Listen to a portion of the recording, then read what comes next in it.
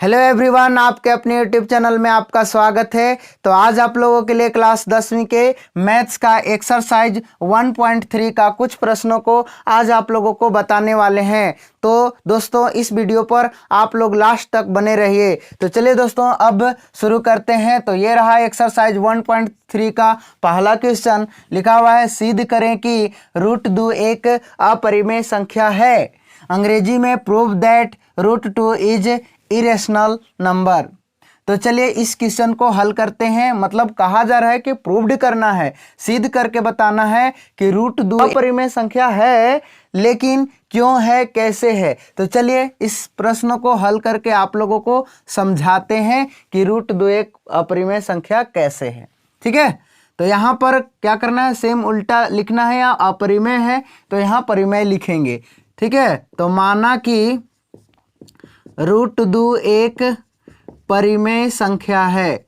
क्या है, √2 एक परिमेय संख्या है। तो अतः जब परिमेय संख्या है तो √2 बराबर a/b होगा, जहां a और b एक क्या है, पूर्णांक है। a और b एक क्या है, पूर्णांक है, जहां b नॉट इक्वल टू 0, मतलब b बराबर 0 नहीं होना चाहिए। ठीक है, तो अब क्या करेंगे, यहां पर लिखेंगे दोनों ओर वर्ग करने पर। दोनों ओर वर्ग करने पर, तो दोनों ओर क्या करेंगे, वर्ग करेंगे। तो √2 का स्क्वायर बराबर a/b का स्क्वायर। स्क्वायर का मतलब क्या होता है, वर्ग।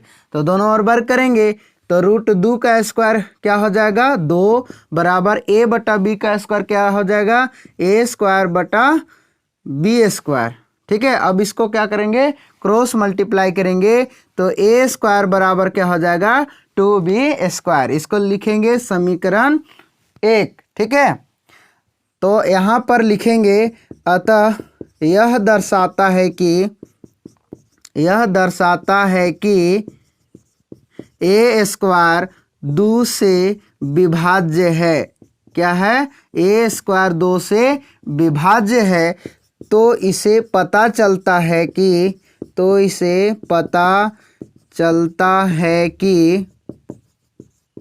a 2 से विभाज्य है। a 2 से विभाज्य है, मतलब यह दर्शाता है कि a² 2 से क्या है, विभाज्य है। तो इसे पता चलता है कि a भी क्या होगा, 2 से विभाज्य होगा। ठीक है, a से विभाज्य होगा। तो अब यहाँ लिखेंगे समीकरण 1 में a बराबर 2 के रखने पर, क्या रखेंगे, 2 के रखेंगे। ठीक ना, तो यहाँ पर लिखेंगे 2b² बराबर a²। ठीक है, इसको उल्टा लिखे हैं। तो 2b² बराबर a²। तो यहाँ पर क्या करेंगे, जहाँ a है उसका मान में क्या लिखेंगे, 2 के पुट करेंगे। ठीक है ना, तो 2b² बराबर a² के जगह में यहाँ लिखेंगे 2 के स्क्वायर। ठीक है, अब इसको हल करेंगे तो हो जाएगा 2b² बराबर 4 के स्क्वायर। इस तरह से होगा। देखिए, इधर गुना के रूप में है, इधर भी गुना के, तो गुना के इधर उधर यानी बराबर के LHS और RHS तरफ रहता है तो भाग होता है। तो 2 एकम 2, 2 2 जा 4, यानी 2 एकम 2, 2 दूना 4। तो क्या हो जाएगा, b² बराबर 2 के स्क्वायर। इस तरह से आएगा। अब इधर लिखते हैं, तो यहाँ पर भी लिखेंगे। इसलिए यह दर्शाता है कि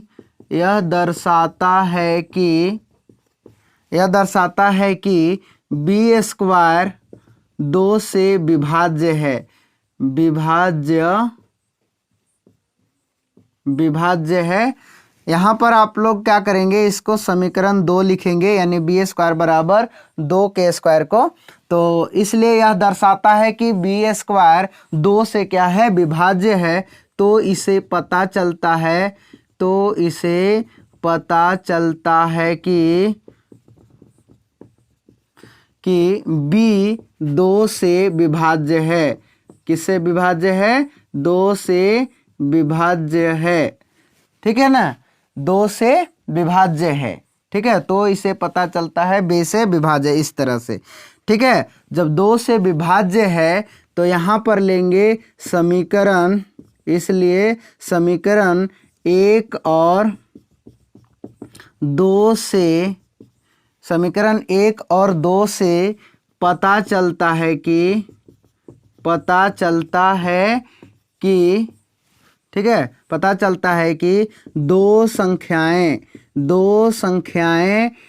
ठीक है, पता चलता है कि दो संख्याएं, ठीक है, दो संख्याएं ए और बी का गुणनखंड है। क्या है? गुणनखंड है। समीकरण 1 और 2 से पता चलता है कि दो संख्याएं ए और बी का क्या है? गुणनखंड है। ठीक है ना, गुणनखंड है। तो इसलिए जब गुणनखंड है तो क्या है होगा, यहाँ पर जब गुणनखंड होगा तो √2 एक क्या होगा? परिमेय संख्या होगा। क्या होगा? परिमेय संख्या होगा। परंतु जब √2 एक परिमेय संख्या होगा, परंतु यह धारणा विरोध करता है। यह धारणा क्या करता है? विरोध करता है। ठीक है, विरोध करता है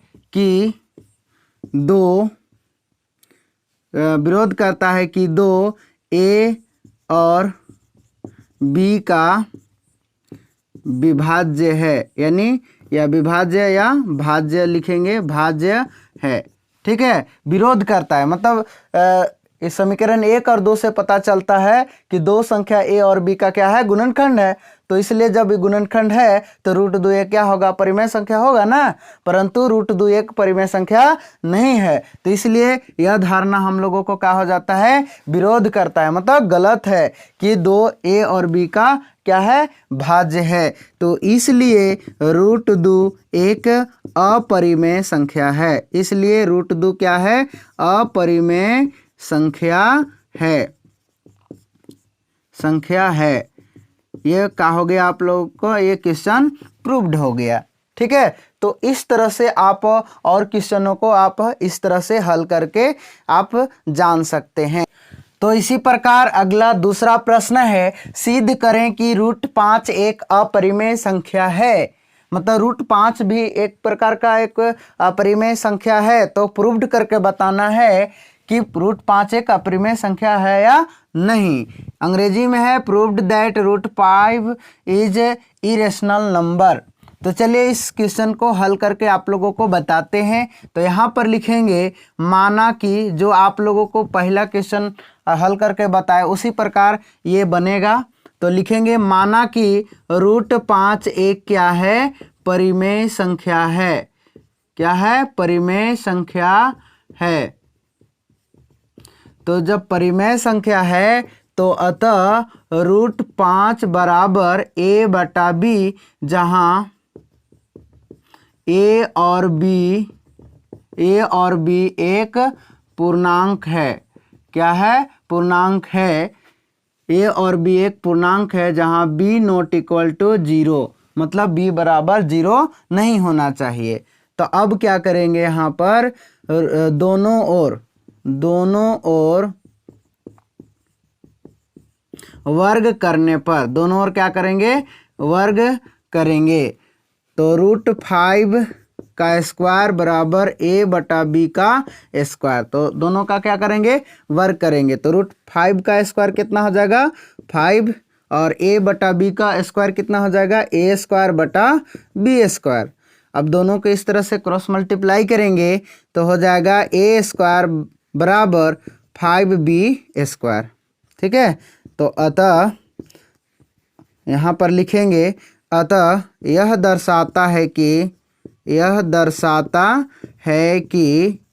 a², ठीक है, a² 5 से विभाज्य है। a² 5 से विभाज्य है। तो इसे पता चलता है कि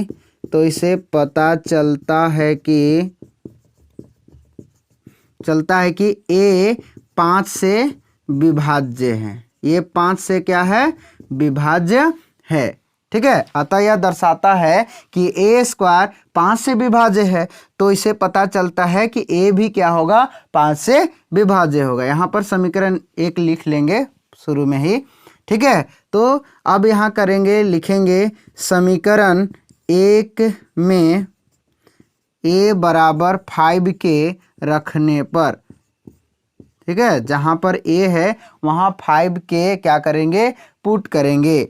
ठीक है, तो यहाँ पर लिखेंगे 5b स्क्वायर बराबर a स्क्वायर। ठीक है, तो जहाँ a है वहाँ पर क्या करेंगे, 5 लिखेंगे। जैसे देख सकते हैं यहाँ पर 5b स्क्वायर बराबर, यहाँ पर a है तो लिखेंगे 5 के का स्क्वायर। इसको हल करेंगे तो 5b स्क्वायर बराबर 25 के स्क्वायर, इस तरह से होगा। वर्क करेंगे तो 5 एकम 5, 5 है 25। ठीक है, तो b स्क्वायर बराबर क्या आ गया, 5 के। इसको क्या लिखेंगे, समीकरण 2। ठीक है, समीकरण 2। तो अब इधर लिखते हैं, तो यहाँ पर भी लिखेंगे। इसलिए यह दर्शाता है कि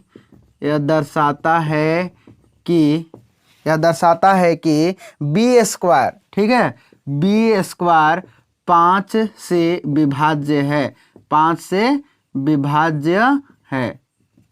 तो इसे पता चलता है,